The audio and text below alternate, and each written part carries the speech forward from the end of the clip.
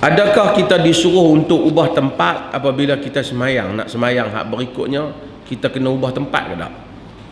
Kan orang bila semayang, habis semayang fardu, dia ubah pergi tempat hak satu lagi. Soalannya, dari segi hadis, tidak ada hadis yang sahih dalam masalah ni. Dari segi hadis, tapi ada hadis yang bukanlah terlalu dhaif, dia sikit dhaif, yang diriwayatkan oleh Abu Daud, di mana dikatakan bahwasanya Nabi SAW kata, la yusallil imam fil mawdi'il ladhi salla fihi hatta yatahawwal.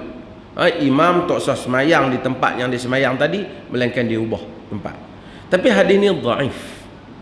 Pun begitu, kita dapati sebahagian di kalangan salaf seperti Abdullah ibnu Umar, anak Sayyidina Umar, dia suka ubah tempat semayang ni. Dia lepas dia semayang tempat lain satu lagi, kerana mereka nak membanyakkan tempat yang menyaksikan mereka di akhirat, tempat mereka telah sujud kepada Allah Azza wa Jalla. Jadi kalau ada orang nak ubah pun tak apalah. Tapi kalau member kita sebelah tu tak mau nak ubah, kita tak tahu, weh pi. Kalau dia bergerak, kita bergerak. Kita jangan kucai orang lah dalam benda-benda yang macam ni.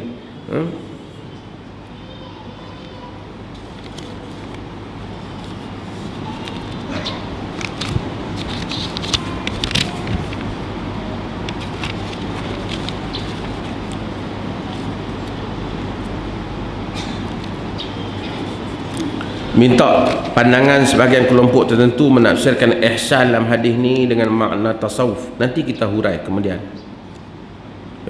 Tak habis lagi syarah hadis ni. Berguru, siapa tanpa berguru maka dia berguru dengan syaitan. Mohon huraian. Hak ni bukan hadis. Man la syaikha lahu fa syaitanu syaikhuhu. Siapa yang tak ada syekh maka syaitan, bukan hadis. Tetapi maksudnya siapa yang reka-reka agama, syaitan lah. Tapi kalau kita baca buku, siapa guru kita? Penulis buku tu.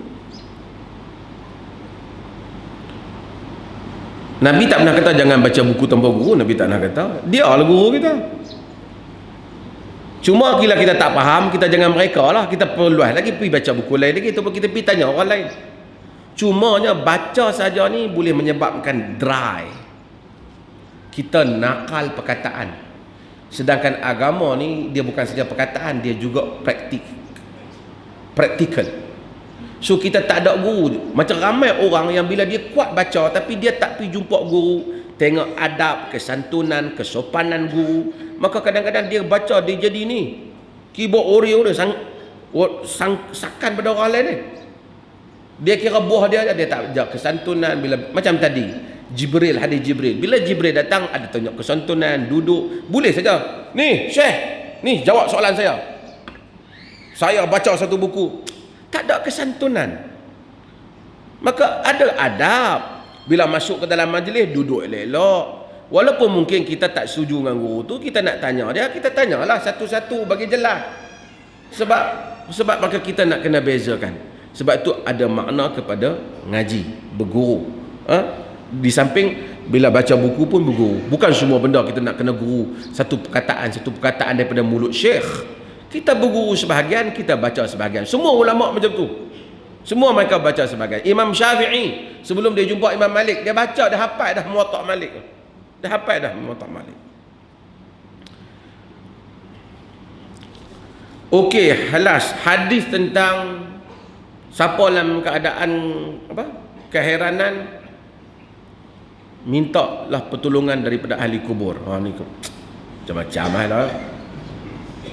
Ada hadis palsu, dusta. Disebut idza tahayyartum fil umur fasta'inu bi ahli kubur. Apabila kamu keheranan dengan suatu perkara, minta tolong dengan ahli kubur. Ni jenis geng-geng hak duk pi kubur ni. Termasuk ni kita nak lepas ni, tapi nanti dulu. Hak duk mai sakan daripada tanah seberang, duk mai berzikir kat kita ni. Dia ni pun dalam video-video yang ditunjukkan, pi ke kubur dan minta daripada orang kubur. Dan mereka ni akan kata ini ahlu sunnah. Bagi tahu imam mana yang kata sampai macam ni. Habis tinggi mereka kata pergi berdoa. Habis tinggi mereka menyebut bacaan-bacaan di kubur tertentu. Mereka tak suruh kita pergi minta ke ahli kubur tu. Kalau tidak, apa makna syirik? Apa makna minta pada Allah? Kalau nak minta daripada tok wali tu pergi minta kerana dia dekat dengan Tuhan, itu tak salah. Tak salahlah Kristian minta daripada Jesus. Nabi Isa Nabi terus, bukan wali. Kalau kita justifykan ini, kita kena justifykan ini. Tapi dengan dok mai ni, macam-macam punya kepala tarikat ni, negara ni jadi kacau. Negara ni jadi kacau. Kita adalah benteng daripada benteng-benteng Ahlus Sunnati wal Jamaah. Dan kita kena sebut benda ni. Kita kena bagi tahu dia apa. Kalau hampa kata boleh minta kat tok wali yang mati hampa, boleh juga Kristian minta kat Jesus. Berhebat Jesus lagi tok wali hampa beribu kali ganda. Dia Nabi, dia Rasul.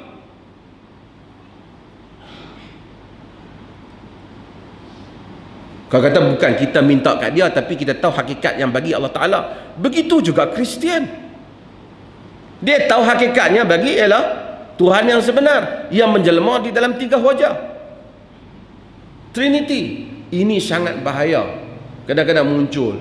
Tapi orang macam ni, oleh kerana orang ni saya tak kisah nak berhanana ke apa.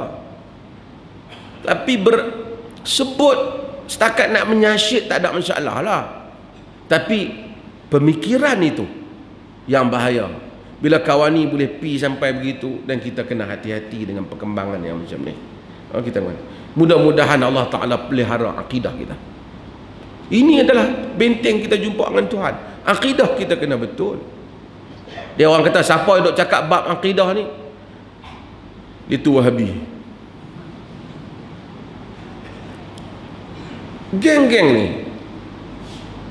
kata dia, geng-geng ni kata siapa yang mengaji tauhid rububiyah, uluhiyah, asma' sifat, Wahabi. Padahal benda ni seluruh dunia mengaji. Tahun 80-an itu yang mengaji dalam kita. Dalam Sukatan Pendidikan Malaysia bermasuk sekolah-sekolah rububiyah, uluhiyah, asma' sifat. Puak-puak ni mai kata yang ni syirik. Yang dia panggil kubur tak syirik. Dan ini kempen. Tak ada kerja apa, asyik duk fikir siapa yang terkeluar daripada ahli sunnah. Kita duk kira nak iktiraf orang supaya berada atas jalan Tuhan. Mereka duk kira nak keluarkan orang dari jalan Tuhan. Mudah-mudahan Tuhan pelihara kita daripada semua kekarutan ini. Kekarutan ini. Agama tuan-tuan bukan milik mufti, bukan milik tuan-tuan, bukan milik raja, bukan milik siapa pun. Agama milik Allah Azza wa Jal. Tak ada siapa boleh menentukan inti kandungan agama melainkan Tuhan Rabbul Jalil Jalla wa Ala. Al-ilm ma qala Allah wa ma qala Rasul. Ilmu agama itu apa yang Allah dan Rasulnya kata. Kalau Allah dan Rasulnya kata membujur lalu melentang patah, kita terima. Kalau mufti ke syekh ke serban besar PhD 30 pun, kalau tak sama dengan qala Allah dan qala Rasulullah, kita tak pakai dah. Ini agama. Kerana bukan milik saya atau milik siapa-siapa. Kalau satu orang badui padang pasir sekalipun bangun dan berhujah dengan kita dan menyebut dalil daripada kitab dan sunnah, kita terima dia.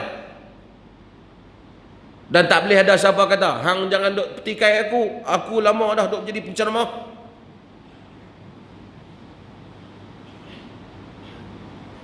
Bukan lama baru, ini agama. Agama Tuhan. Penceramah jadi penceramah ni pasal cakap pandai. Dah lah ilmu satu hal. Sebagian orang pasal cakap pandai. Cakap pandai, buat lawak pandai. Dan orang sebahagian, orang Melayu, yang sebahagian yang baguslah pergi dengar ceramah tu kan. Tapi sometimes benda ni jadi new entertainment. Dia satu hiburan baru. Pasal apa Nabi? Wih, lawak dia kelas. Bukan salah melawak. Kadang-kadang ceramah orang bagi ada senda gurau sikit supaya menarik dalam, tak apalah. Tapi kalau lawak sepanjang ceramah tu, balik pun duk senak perut lagi gelak pasal lawak tu. Akhirnya agama apa? Boleh ya bergurau, bukan tak boleh. Sampai juga mau jumut tak boleh melawak. Nabi pun melawak. Tapi melawak daripada mula sampai habis. Dan kita kena tahu consequences daripada kenyataan-kenyataan berhubung dengan agama. Tak maulah, saya pun tak mau nak bangkit lah cerita roti jala ke apa, habis lah. Tapi dah mungkin saya nak sebut sikit. Agama ni ada kesan dia. Bila kita kata ni Nabi kata, bermaksud yang ni ini perintah Tuhan. Kalau kita Nabi kata, kita tak tengok Nabi kata, kita kena tanya, hang jumpa mana dengan Nabi? Satu hal. Kalau saya katalah Nabi makan roti canai, maksudnya makan roti canai itu sunnah. Tak, saya nak melawak saja. Dia bukan dia. Han nak melawak, pergi melawak dengan senario tu. Tak, saya bukan cakap individu, cakap kita semua. Ni saya tak mau buat contoh, buat contoh lain. Kita makan, katalah kita pergi makan tepung bungkuih. Tahu tepung bungkuih? Kita kata ni Nabi duk makan tepung bungkuih. Maksudnya bila makan tepung bungkuih itu sunnah. Tu maksud dia. Tak, dia kata aku saja melawak ya. Dan tak boleh melawak.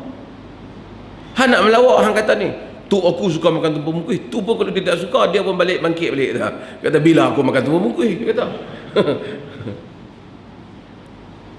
Dia tak boleh kata kerana dia ada kesan di sebalik kenyataan yang disandarkan kepada Nabi SAW.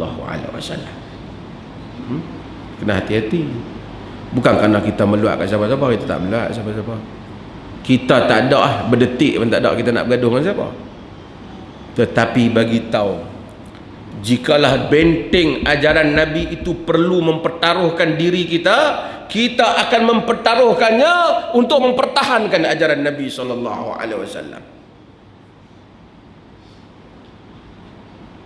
Kita akan mempertaruhkannya. Kerana itu adalah amanah. Yahmilu hadzal ilm min kulli khalafin uduluhu yanfuna anhu tahrif al-ghalin wa intihal al-mubtilin wa ta'wil al-jahilin.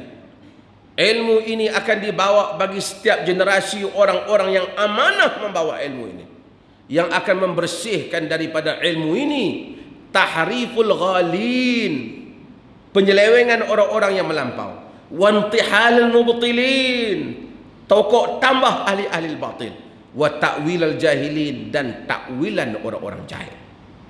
Siapa yang mesti buat? Udulul ilm, orang-orang yang amanah terhadap ilmu. Ini yang disebut oleh Nabi SAW.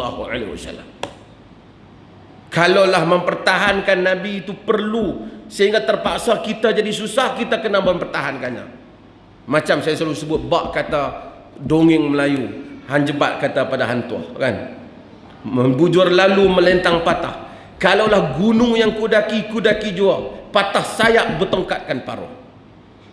Kalaulah gunung yang kudaki jua, wahai Tuhan. Maksudnya, apapun kita akan bayar supaya agama kekal dengan keasliannya. Pasal agama bukan kita punya. Agama adalah milik Allah Subhanahu wa ta'ala.